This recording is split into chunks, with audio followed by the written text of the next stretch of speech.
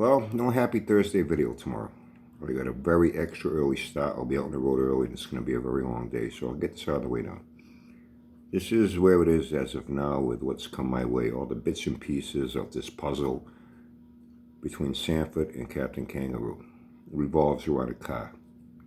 I know in the past Sanford's done videos on people's cars and he fucking nitpicks and tears them apart, and I think about it and I laugh. I'm like, Sanford should be the last motherfucker on the face of this earth to open his mouth and criticize anyone's car, considering what he has. That's all fucking junk. Okay? Gotta get some content. Controversy. You know? Fires up his pickle sniffer. See that? Sanford knows everything about everything. Oh yeah. Sanford's the guy you want to check out your car. Well, maybe that's true. Sanford's definitely not a guy you want to work on your car or build you a car, that's for damn sure, you know? But anyway, so I guess it revolves around a guy, and he's done that in the past, but he didn't name any dealerships, classic car dealerships, but I guess this time he did. And that's where this car came from, and somehow, I don't know what the deal was. I heard the word consignment mentioned, if it was going to be on consignment with Captain Kangaroo, if he was going to do any work on it or whatever. Anyway, after Sanford, you know, tore this car apart, the dealership, classic car dealership, they took the car back, something like that. So he said, yeah, he did a follow-up video saying, oh, everything's fine, don't worry. Yeah, I did that. I put my buddy, Captain Kangaroo, in a real tough spot between a rock and a hard place, between a guy that he had a relationship with this classic car deal, and now I go and do that, and now I cause some friction, and, you know, Sanford don't give a fuck. He got content out of it, hoping to make some fucking money. Now he's once again trying to cover his fucking tracks, trying to come out looking like the good guy. I didn't do anything wrong. Okay.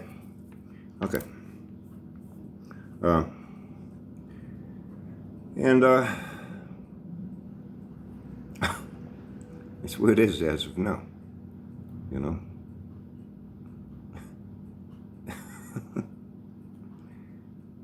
You know, some people learn the hard way with Sanford. You know, I hope that Captain Kangaroo will learn a little something from this, how Sanford will use him in any way he can for content, regardless of any uncompromising positions, uncomfortable positions he will put you in that will benefit himself, try to make money off it. Hope you learned something. And Dr. Doolittle, if you're watching, hope you learned something too. I guess you guys never heard about people like Al, Lambshot, Stubby, Austin, Super Ron Osborne, and the list goes on. Oh, they were his good buddies too until he fucked every single one of them over and trashed them on YouTube, bad-mouthing them. I guess you never knew about any of that, huh? Well, now you do. And now you got first-hand experience, Captain Kangaroo. Now you got first-hand experience. Hey, Dr. Doolittle, you going to wait till you get first-hand experience with this guy doing something that makes your life a little uncomfortable? You're going to wait for that? You're going to nip that motherfucker in the bud, you know? But, you know, and this can hurt Dr. Doolittle because this is his livelihood. I'm not talking about YouTube. He runs a credible business away from YouTube. This year, he's not dependent on it. If he can make a few extra bucks on the side, hey, cool. But if YouTube is shut down tomorrow, his life still goes on. He still has his livelihood. He's still making his money, doing what he loves doing, and his business will go on without YouTube. Not like these other fucking jamokes on here with all their garages, and they got a shed or this or that. You open it up, there's a fucking junk that's been sitting there for years, but they're still working on the 6-hill in the head. They're still doing that. Oh, I got to get around to the body. You know, like someone that's still got a fucking Studebaker in a fucking barn in pieces, you know what I mean? That he was going to restore too. I won't get in Buffy the Studebaker sway. I kind of left him out of the mix too of all these people with their fucking projects. Well, I heard about Miss Titty Nipples too. Showing off a tranny he bought.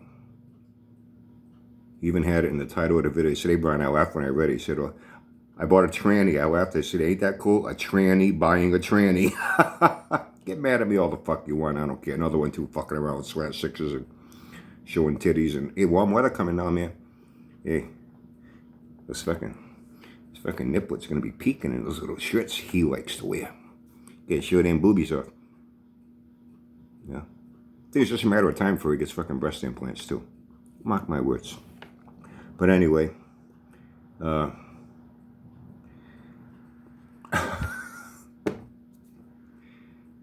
I heard about the crypt keeper now is having another blowout yard sale, trying to sell heads, this, that. Still trying to sell his books that are autographed, that I'm quite sure every hot rodder wants an autographed book of his for like only $39 or $49.99, some shit like that. Yeah, I got an idea for you, crypt keeper. It's coming weekend now up at New England Dragway. I'm not sure if I'll be going up on Sunday. I'm really not sure. I went up a few years ago for the NHRA New England Nationals, only because my buddy Bobby's there with his nitro fish. And this weekend might be good for you. Go there, set up a little booth, have your own personal swap meet, flea market, yard show. There'll be a lot of racists, a lot of spectators there. It's not like the No Show Nationals with, 50 people show up and they say, how come they don't understand? Oh, because they're helping people work on their cars in the pits. I guess the guys that are bringing their race cars there don't even know how to work on their own fucking cars and need spectators to work on their cars for them. And I got all that out in one fucking sentence in one breath. See what happens when you stop smoking for many months. But I'm not bragging. Set up a fucking booth, man. Have all your pots there. You can have your big stack of books all autographed. Maybe my buddy Bobby. Robert Height, John Force, and all the rest of the racers. They want to buy one of your books so they can read it before the event, so they can pick up all the pointers and tips from the very best there ever was in engine building. You know what I mean? And they'll be so proud of it. They can apply it to their car, have a better chance of winning the event. Then when they get home with it, they can put that book, show it with pride on their mantle with all their trophies from their event wins throughout their racing career. You don't have any of those, do you, come to think of it? You don't have anything to show for any success in racing, do you? Same as Sanford. Same as a lot of people, come to think of it. Yeah. Oh, well. And one other thing, and I know some people are going to get pissed, and I don't give a fuck. The beekeeper. I found out something that I did not know. That's why I'm going to say this. Yeah, I heard he's still begging for GoFundMe's now. Oh, I got to sell this, I got to sell that. Boo-hoo, what am I going to do? Please give, please give. Now, I knew Scotty Kilmer lives in Bubbia, New Hampshire.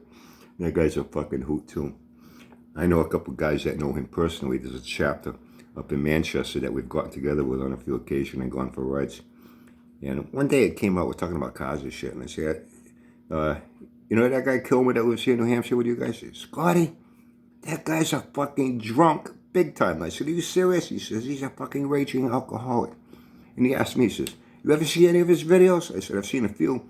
He says, you see, he's out there, he rambles and rambles. He says he's fucking hammered. He fucking gets drunk before he makes his fucking videos. I said, that does not surprise me. So, I found out. Beekeeper lives here in Massachusetts, and that's when I went, whoa, wait a minute, something's wrong here. How can you not have health care in Massachusetts? Everybody has health care here in Massachusetts, and if you can't afford it, it's free. Mass health care system is the best in the country.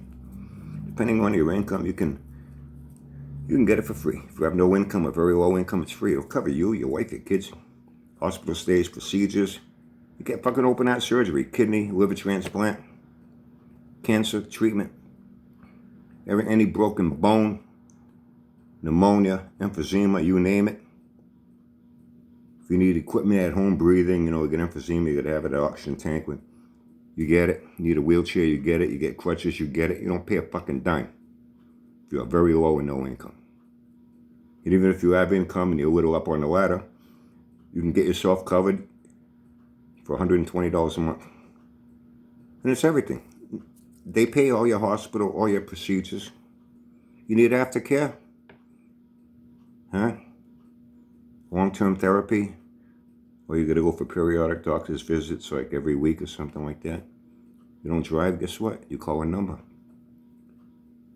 You tell them where you need to be, what doctor, what therapy center, whatever.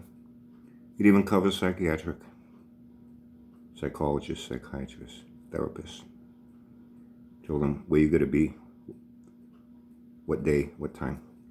And you have a van, Mass Health van, picks you up, takes you there. They wait for you. When you're done, they bring you back home. Doctor visits, $5 copay. You need medication from a pharmacy, 50-cent copay. Don't matter if it's $1,000 prescription, 50 cents, man. You know?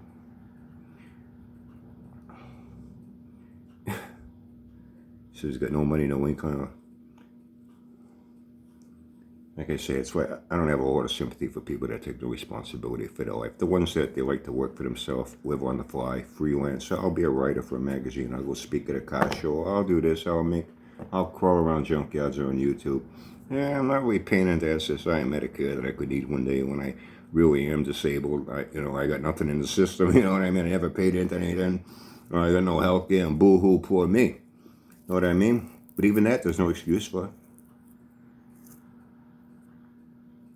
Not with the mass healthcare system that we have. And this is a fact check. Ask anybody here in Massachusetts. It's going to be hard pressed to find anyone here without any fucking healthcare. Be like finding a fucking needle in a haystack.